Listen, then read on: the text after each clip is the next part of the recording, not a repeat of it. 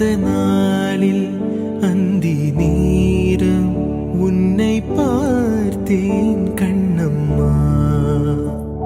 போர் கொண்டு வென்றாலும் மாறாத மனம் கொண்டவன்.